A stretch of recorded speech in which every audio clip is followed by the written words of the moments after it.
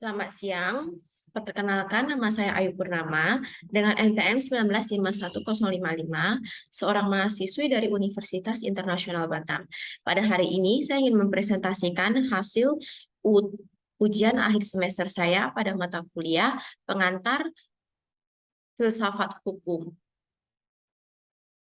Pertama, saya telah mewawancarai narasumber yang bernama Mas Bagas. Mari kita dengar Mas Bagas bilang apa saja. Halo Mas, bisa tahu dengan Mas siapa? Bagas sekarang. Oke, Mas Bagas, bagaimana menurut Anda pembuatan hukum di Indonesia sekarang? Untuk pembuatan hukum banyak mungkin masyarakat yang kurang paham dan banyak mungkin saya nggak tahu ya ini ada apa enggak. Cuman pemerintah kurang sosialisasi ke masyarakat. Jadi banyak masyarakat yang nggak tahu tiba-tiba ada hukum ini, hukum itu, pasal ini, pasal itu, dan mungkin mereka merasa ya nggak paham. Makanya pembuatannya itu harus dikasih tahu menyeluruh sih, harusnya gitu sih. Ya, tiba-tiba melanggar baru tahu, loh kok saya melanggar pasal ini gitu ya. Bagaimana penegakan hukum di Indonesia menurut Mas Bagas?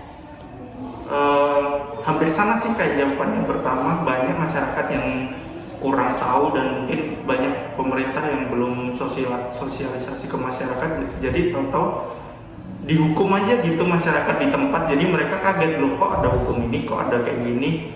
Banyak kan masyarakat bukan pemerintah sih, kayak oknum-oknum yang menggunakan hukum tersebut untuk memeras masyarakat yang notabene mereka nggak tahu apa-apa. Itu aja sih. Oke, terima kasih. Halo Mas, bisa tahu dengan Mbak siapa? Bagas sekarang. Kedua, saya telah mewawancarai narasumber yang bernama Dewi. Halo, dengan Mbak siapa? Mulyana Dewi. Mbak Dewi, hari ini saya ingin menanyakan beberapa pertanyaan. Yang pertama, pembuatan hukum di Indonesia menurut Mbak gimana? Kalau gimana ya? Kalau saya kan umum ya, kayak istilahnya orang umum yang mungkin nggak begitu dekat juga dengan yang namanya hukum, kecuali untuk orang-orang yang benar-benar mendalami tentang hukum ini. Nah, jadi kalau misalnya ditanya tentang pembuatan hukum, itu saya tentu saja benar-benar nol. Saya nggak tahu gimana cara pembuatan hukum itu sebenarnya. Nah, dan juga setelah dibuat pun hukumnya itu, kadang kita juga nggak tahu isinya apa. Terus tidak ada juga yang sumber-sumber yang benar-benar menjelaskan apa sih isi dari undang-undang ini, hukum ini, apa yang setelah dibuat. Istilahnya kurang transparan. Terus yang kedua, saya ingin menanyakan bagaimana menurut Mbak penegakan hukum di Indonesia? Oke, kalau misalnya ditanya tentang penegakan hukum di Indonesia, itu secara kasat mata ya, tentu saja kita katakan tidak memuaskan, ya kan? Karena banyak sekali kejadian-kejadian di luar sana itu yang berkaitan dengan kurangnya penegakan hukum, sehingga Indonesia dikatakan tidak maju. Nah, jadi inilah yang dikatakan kurangnya penegakan hukum di Indonesia. Tapi menurut saya sendiri, karena Indonesia itu kan ya sebesar itu, seluas itu, jadi wajar ada 1-2-nya masalah-masalah yang terjadi tentang kurangnya penegakan hukum di Indonesia. Jadi menurut saya sudah puas dengan penegakan hukum di Indonesia sekarang. Oke. Sekian, terima kasih. Oke, terima kasih Mbak. Halo. Oke, ketiga, narasumber yang bernama Aulia.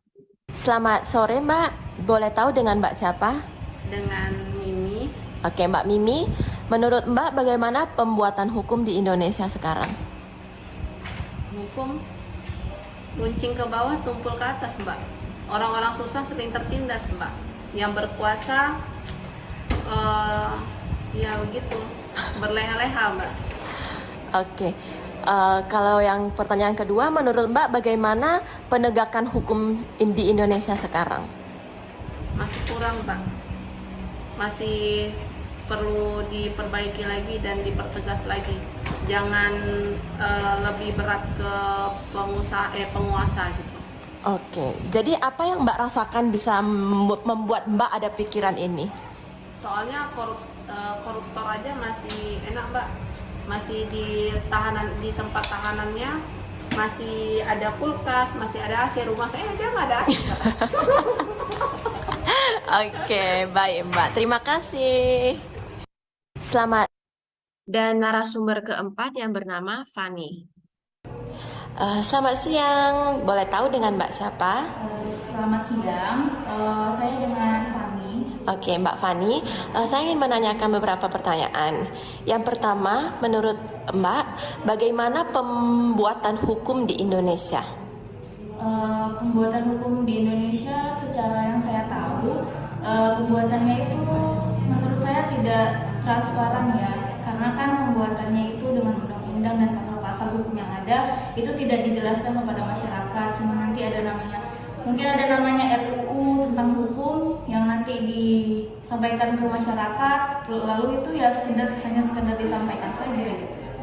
Jadi Itu sih. kurang ada penjelasannya gitu. Iya. Oke, kalau kedua, bagaimana menurut Mbak penegakan hukum di Indonesia? Penegakan hukum di Indonesia ya. Iya. Kalau yang dari saya rasakan dan lihat dari sekitar, hukum itu masih tumpul ke bawah tapi lanjut ke atas gitu ya, tajam ke atas. Jadi untuk orang-orang yang bahasa kasarnya itu kayak yang punya duit bisa membeli hukum, yang nggak punya duit nggak bisa beli hukum. Oke, terima kasih Mbak. Sama-sama. Dan narasumber keempat yang bernama Jesslyn. Halo Mbak, bisa tahu dengan Mbak siapa? Mbak Jesslyn. Oke, Mbak Jesslyn, saya ingin menanyakan beberapa pertanyaan. Menurut Mbak, bagaimana pembuatan hukum di Indonesia sekarang? Untuk sekarang menurut saya pembuatan hukumnya sudah lumayan bagus. Kalau penegakan hukumnya di Indonesia gimana menurut Mbak? Untuk penegakan hukumnya menurut saya sendiri masih kurang tegas. Contoh yang bisa kita lihatkan dari kehidupan sehari-hari itu seperti lampu lalu lintas. Kalau misalnya lampu merah itu seharusnya kita menunggu di jalannya sebentar. Tetapi masih banyak warga yang tahu itu lampu merah tetapi nggak berhenti kendaraannya. Oke, terima kasih Mbak. Oke, yang saya boleh simpulkan dari 5 narasumber di atas, saya mendapatkan bahwa menurut mereka hukum itu tajam ke bawah, tumpul ke atas. Yang dimana menurut mereka kenyataan yang terjadi di masyarakat itu, hukum itu menguntungkan orang yang memiliki hukum itu menghancurkan masyarakat miskin dan menyanjung kaum elit. Penegak hukum lebih banyak mengabaikan realitas yang terjadi di masyarakat ketika menegakkan undang-undang atau peraturan. Akibatnya penegakan hukum hanya menjadi corong dari aturan. Dan saya ingin menjelaskan tentang 3 teori ini, yaitu teori hukum pembangunan. Tokoh dari teori ini adalah Mokhtar Kusumamadja. Sesuai dengan kebutuhan pembangunan di Indonesia, tambahan pula konsep berpikir versi teori hukum pembangunan juga diterima secara normatif sebagai konsep pembinaan hukum di Indonesia sejak 1973.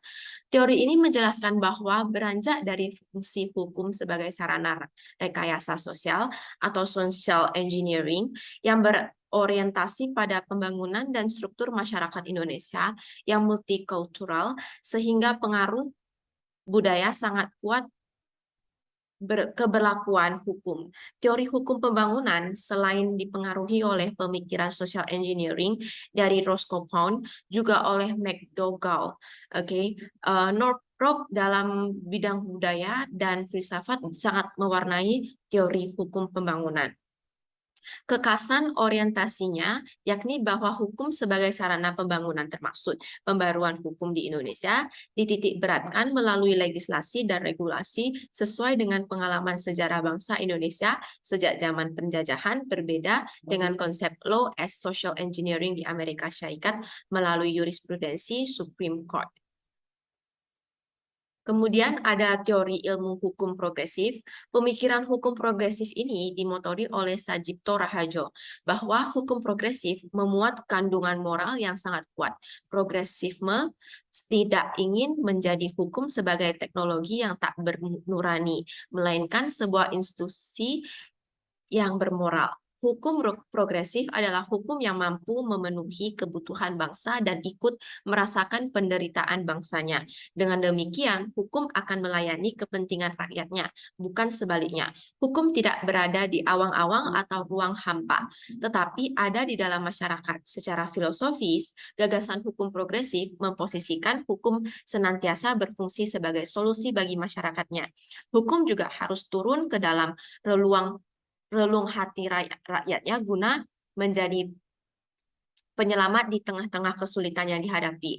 Hukum tidak boleh menempatkan diri berpihak pada golongan tertentu saja. Artinya antara penafsiran non-originalis dan hukum progresif saling melengkapi, yang menekankan adanya paradigma penafsiran, yaitu tidak terdukung oleh teks, dan mengutamakan manusia daripada teks hukum, mengutamakan keadilan dan kemanfaatan hukum daripada kepastian hukum. Kemudian ada teori hukum integratif. Teori hukum integratif ini menurut Romli Atmasasmita merupakan perpaduan dari teori hukum pembangunan dan teori hukum progresif dalam konteks Indonesia yang terinspirasi oleh konsep hukum menurut HLA Hart. Hal ini karena Hart menekankan pentingnya rule of regulation dalam konsep hukum dibandingkan dengan primary rules yang menekankan pada kewajiban anggota masyarakat untuk mematuhi undang-undang. Teori hukum integratif menjelaskan bahwa rekayasa birokrasi dan rekayasa masyarakat harus dilandaskan pada sistem norma, sistem perilaku, dan sistem nilai yang bersumber pada Pancasila sebagai ideologi bangsa Indonesia. Jadi, menurut saya dari 5 narasumber tadi, mereka lebih menganut teori ilmu hukum progresif, yaitu lebih harap hukum itu mengutamakan keadilan dan kemanfaatan hukum, untuk masyarakat dibanding kepastian hukumnya.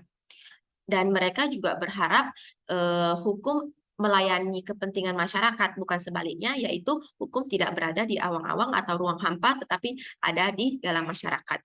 Sekian dari presentasi saya. Jika ada yang salah, mohon maaf.